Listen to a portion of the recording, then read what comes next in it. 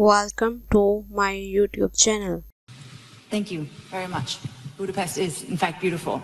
Mr. Secretary, on the notion of a golden age, why isn't the United States conditioning deeper cooperation with Budapest on Hungary reducing its extensive and ongoing deepening cooperation with China, which is a strategic rival for the United States?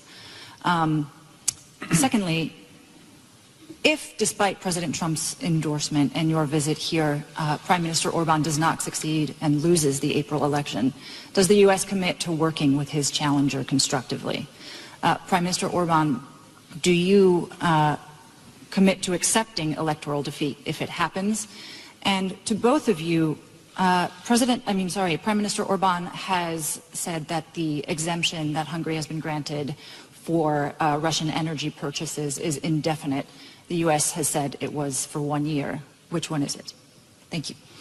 All right, well, let me start by answering that question. First of all, so everybody can be very clear. I made this point repeatedly. I'll make it again. Under President Trump, it is our expectation that every nation on earth is going to act in their national interest. That's what nations are supposed to do.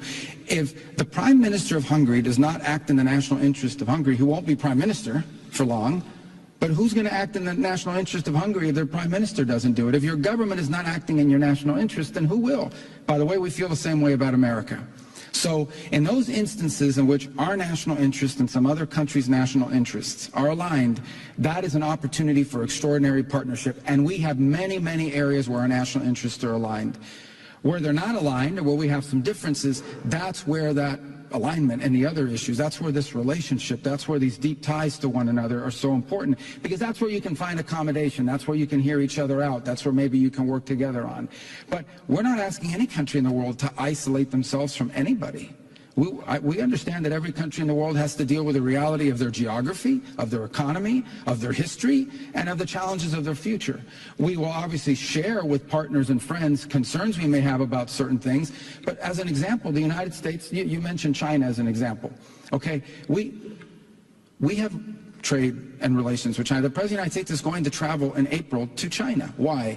Because China is a big country. It's got 1 billion something people, second largest economy in the world. They have nuclear weapons. It would be crazy.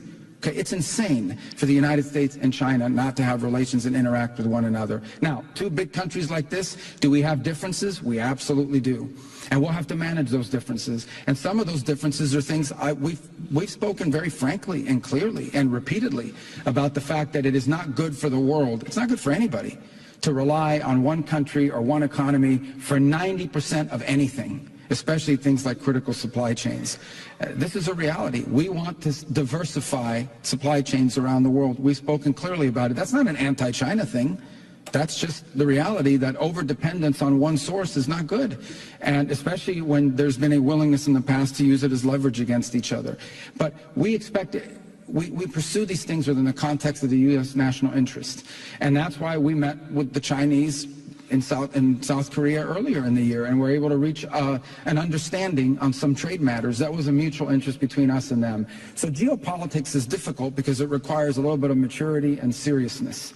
Okay, it requires a little bit of seriousness about these things have real implications, and the balancing of relations between nation states requires maturity and seriousness. So our relationship here, you asked the last question about it. Look, I'm just telling you guys what it is. Okay, the president has an extraordinarily close relationship to the prime minister. He does, and it has had tangible benefits in our relationship. I'm not going to speculate about the future. You know, what happens in this country is up to the voters of this country to determine and decide, and we love the people of Hungary. But there's no reason to sugarcoat it. I'm going to be very blunt with you. The Prime Minister and the President have a very, very close personal relationship and working relationship. The sanctions waiver, is it a year? What's that, I'm sorry? The sanctions waiver on Russian energy purchases? Yeah, but here's the way I would couch that. Those sanctions waivers happened as much as anything else because of the relationship between the Prime Minister and the President. And so I think all I can tell you is that relationship and the importance of that relationship and the importance of that relationship to our bilateral relationship underpins the decision the President made. And I think we'll continue to underpin it as long as that relationship is a factor in our bilateral relations. Thanks for watching this video. Please like, share this video and subscribe this channel.